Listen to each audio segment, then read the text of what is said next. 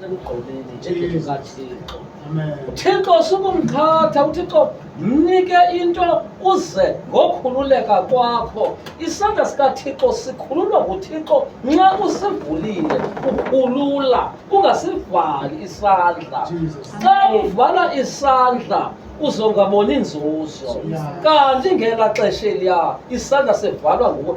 Vula isandla ukhululeke entliziyweni ngaphakathi, ngoba ingaphakathi lomntu lilona lisebenza kakhulu kuThixo. Ukhuphe ngentliziyo ekhululekileyo, ungabi nazirhorho. Wakhupha into wathi kodwa kwathini na? uThixo akayifuni, uyafuna ungakhuphanga.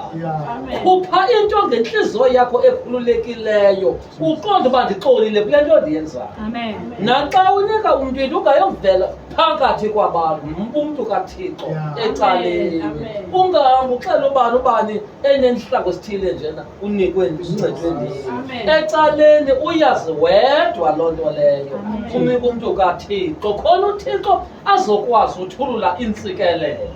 Ngoba apho ukhulule khona wanika, the more uThixo ebuyisa. uThixo uyabuyisa, uThixo uyajonga, uThixo ngokuqhathwa, akaqhathwa uThixo. Ngoku uzawucela uba loo nto umntu ebethe waxelela ngayo uba uza kuyikhupha endlini kaThixo, ayikhuphe. Jesus.